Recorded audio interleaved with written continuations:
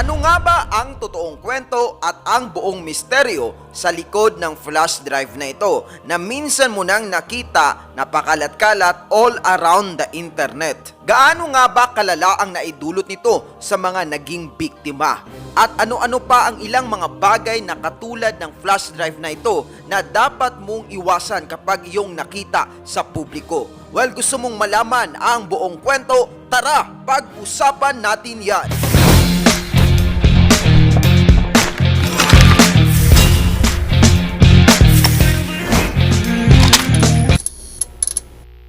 What's up? Kumusta mga Evadgers? Welcome back na naman po muli sa ating munting channel. At kung first time mo pa lang, well, isubscribe mo na yan. Isa na namang bagong araw. Nagising ka, bumangon sa iyong kama, naligo at nag-prepare ka na para pumunta sa trabaho. Pero kung ikaw ay estudyante pa, nag-prepare ka na para sa iyong pag-aaral. Nag-aaral kang mabuti at nagtratrabaho ka ng marangal dahil alam mo ito ang tama.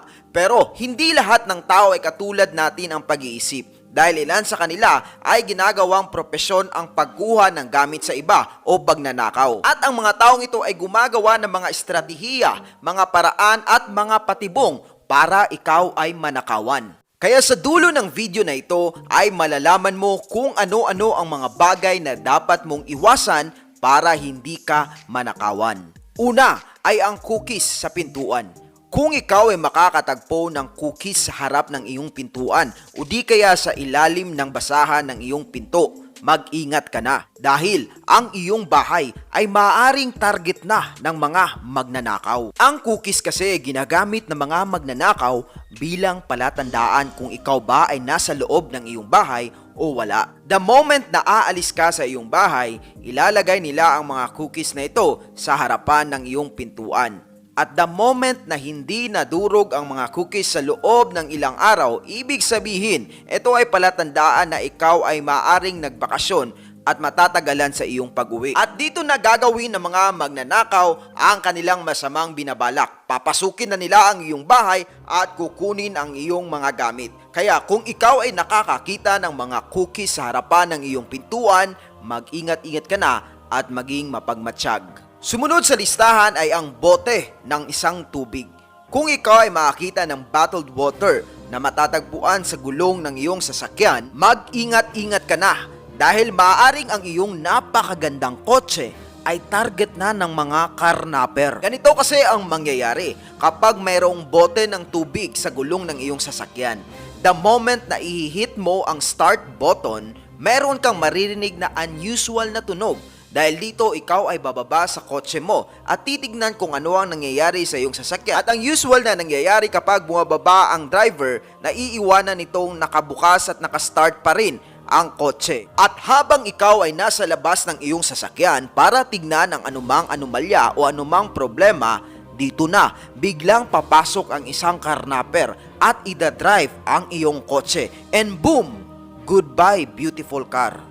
Dahil naiwanan mong nakastart ang iyong sasakyan, madali na lang para sa mga karnaper na i-drive ito. Kaya kung ikaw ay isang tao na mayroon ng kotse o di kaya nangangarap na magkakotse balang araw, mahalaga na matandaan mo kung ano ang pinag-usapan natin ngayon. Well, kung ikaw naman ang tatanungin, Evadger, ano nga ba ang pangarap mong kotse? Please comment down below. Para sa akin, eto, isang Jeep Wrangler.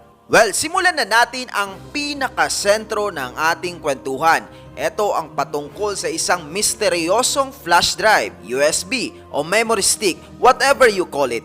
The moment na makakakita ka ng ganitong bagay sa isang pader o di kaya pakalat-kalat sa kalsada, huwag na huwag mo itong subukang kunin dahil maaring ito ay isang modus ng mga high-tech na mga kawatan. Pero alam nyo ba, bago pa ginawang modus ang mga pakalat-kalat na flash drive na ito, ito muna ay isang anonymous peer-to-peer sharing na offline. May isang grupo na pakalat-kalat sa buong mundo na nagpapalitan ng mga impormasyon sa pamamagitan ng mga flash drive na ito. Kumbaga, ang pagpapasa nila ng mga mahalagang impormasyon tulad ng mga larawan, mga video at mga dokumento ay hindi na idinadaan sa internet at ilan pang mga social media sites tulad ng Facebook, email at Instagram. Well, ang advantage ng ganitong sistema ay siguradong mapoprotektahan ang ilan sa iyong mga mahalagang bagay na nakatago sa device na iyong ginagamit. Ang tawag sa paraang ito ay dead drop na nakabase sa ginagawa ng mga spy ilang dekada na ang nakalipas. Noong unang panahon kasi,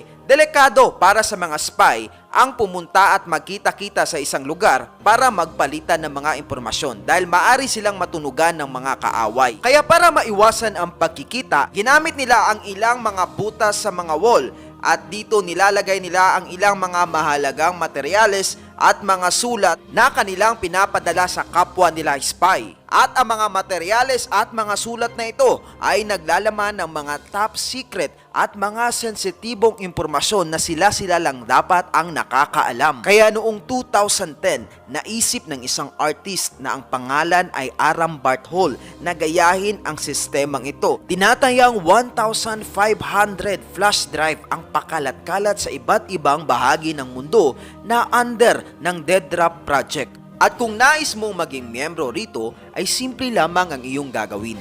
Kung makakakita ka ng isang pinaghihinalaan ngunit kumpirmadong dead drop flash drive, ay isaksak mo ang iyong device rito. Pagkatapos ay kopyahin ang ilan sa mga mahalagang impormasyon na iyong natagpuan sa loob ng flash drive. Pagkatapos nito ay ibigay mo na rin ang iyong mga impormasyon o di kaya ang mga data na nais mong ipakalat sa dead drop community. Pero bago ka magpa-cool at gawin ang bagay na yan, isipin mong mabuti na hindi lahat ng pakalat-kalat na flash drive na nakikita mo sa wall o sa kalsada ay under ng dead drop community dahil ilan sa mga ito ay totoong scam at totoong modus. The moment kasi na magsaksak ka ng isang flash drive sa iyong computer na hindi mo alam kung saan nanggaling, maaaring naglalaman ito ng isang virus na tinatawag na ransomware. From the word itself, ransom, ibig sabihin manghihingi ito ng kapalit.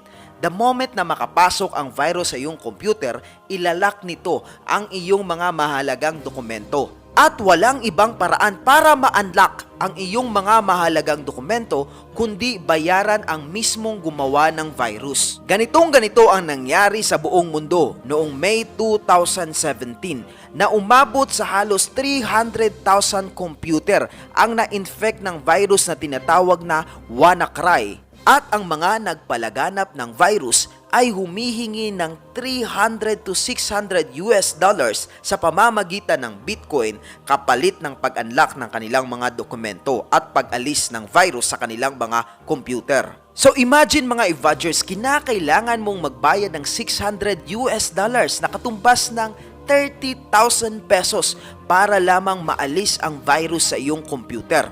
Umabot sa halos 4 na araw na nag-cycle ang virus na ito sa iba't ibang bahagi ng mundo at umabot rin sa halos 200,000 katao ang nabiktima. 2 North Korean ang pinagbintangan sa insidenteng ito. Kaya magdoble ingat at maiging wag na lang pulutin kung ikaw ay makakakita ng flash drive sa daan, sa mga lansangan o saan mang lugar. Ang akala mo, swerte ka dahil nakakita ka ng isang flash drive na pwede mong gamitin sa school o saan man. Pero hindi mo alam, ito pala ay magbibigay sa iyo ng konsumisyon at malaking bayarin. Kaya, ishare mo na ang video na ito para matulungan ang ating mga kapwa na labanan ang ilang mga modus ng mga kawatan. And I think that's all for today's vlog. Para sa marami pang konspirasiya, kakaibang kwento, political issue at mga reaksyon, patuloy lang na tumutok dito. Ako po si Evad PUP. Mabuhay ang bansang Pilipinas. Peace out! Boom!